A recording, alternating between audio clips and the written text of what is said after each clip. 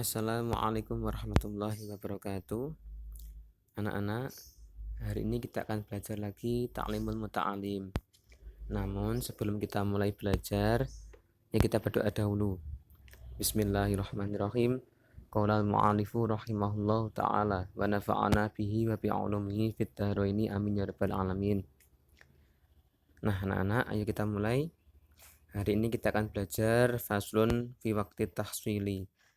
Nah, yang kemarin anak-anak sudah berikan makna dan juga latihan membaca. Nah, apa sih arti dari faslun fi waqti tahsili? Artinya adalah masa belajar atau waktu-waktu untuk belajar yang bisa menghasilkan ilmu. Nah, langsung saja anak-anak.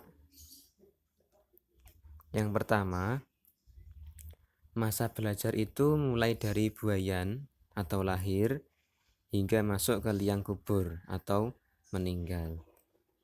Seperti hadis Nabi, Bismillahirrahmanirrahim, utlubul ilma minal mahdi ilal lahdi. Tuntutlah ilmu mulai dari buayan atau lahir hingga liang kubur atau meninggal. Jadi anak-anak, manusia itu oleh Allah, oleh Nabi diperintahkan untuk mencari ilmu dari sejak lahir hingga nanti meninggal. Jadi tidak ada batasan untuk orang mencari ilmu. Sudah dewasa pun harus tetap juga mencari ilmu, walaupun beda caranya. Kalau zaman masih anak-anak, masih pelajar, lewat sekolah, lewat madrasah, lewat TPA, lewat TFQ, lewat pondok pesantren. Nah, kalau sudah dewasa bisa lewat pengalaman, interaksi dengan orang lain, itu juga bisa namanya mencari ilmu. Nah, jadi sampai nanti ketika sudah dewasa pun harus tetap mencari ilmu. Tanya seseorang, tanya teman, tanya kerabat. Nah, dengan bertanya itu juga dalam rangka mencari ilmu. Selanjutnya anak-anak, masa yang paling cemerlang untuk belajar adalah ketika masih muda. Nah, ada di bawahnya sebuah syair.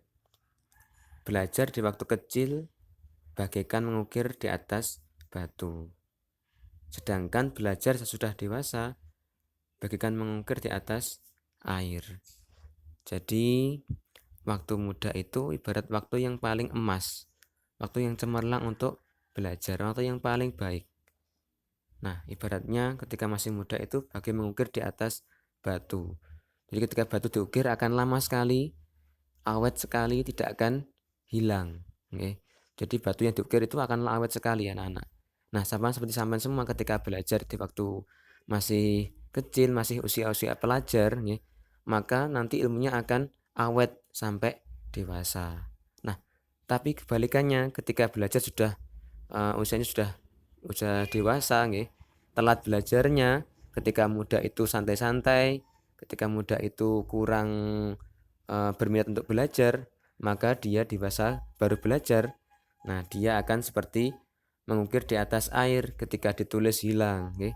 Cuman bayangkan air terus aman tulisi, gak sampai terbentuk sudah hilang lagi. Nah, sangat kesulitan. Makanya ketika masih muda, seumur sampean semua sampai nanti kuliah, sampai usia-usia 30-an, jangan sampai meninggalkan belajar, karena masih sangat bagus untuk belajar. Selanjutnya anak-anak, nah kemudian di taklim juga disebutkan, waktu terbaik untuk belajar itu ada dua. Namun anak-anak, sebenarnya itu semua waktu itu baik untuk belajar. Namun ada dua waktu yang paling baik untuk belajar. Nah, apa saja itu? Yang pertama adalah waktu di antara maghrib dan isya. Jadi setelah sholat maghrib terus sampai isya itu adalah waktu yang terbaik untuk belajar. Nah, usahakan jangan sampai untuk bermain, jangan sampai untuk HP-nan, nonton TV, Gunakan waktu yang sedikit itu, yang singkat itu untuk belajar. Karena singkat sekali maghrib sampai isya itu. Nah, makanya harus digunakan dengan baik.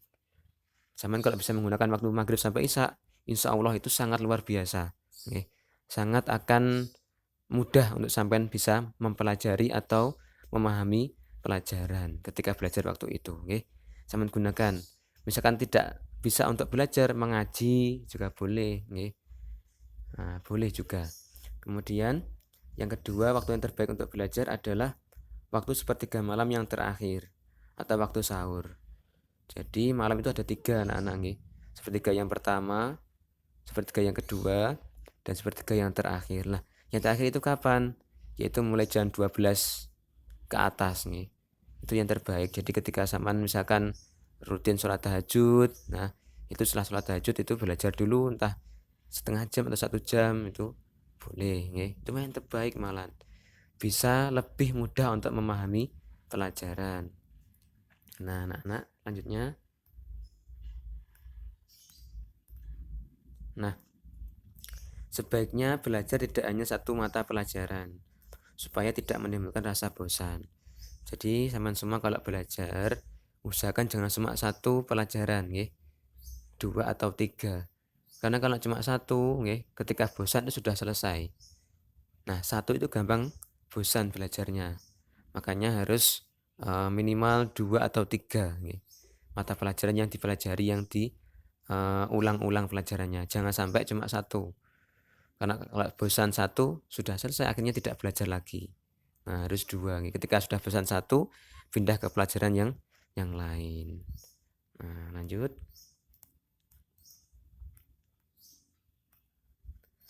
Nah, ada imam nggih, syekh yang alim. Nama beliau adalah Muhammad bin Hasan. Beliau itu dawuh ngeten.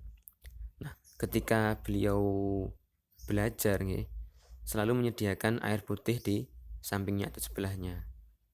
Mengapa kok demikian? Nah, beliau berkata, rasa kantuk atau tidur itu berasal dari hawa panas yang harus didinginkan dengan air. Jadi sampean kalau belajar usahakan di dekatnya ada botol minuman, nih, air putih yang terbaik. Jadi supaya apa? Ketika sudah mulai bosan, kita sudah mulai ngantuk, itu kan timbul dari rasa panas nih.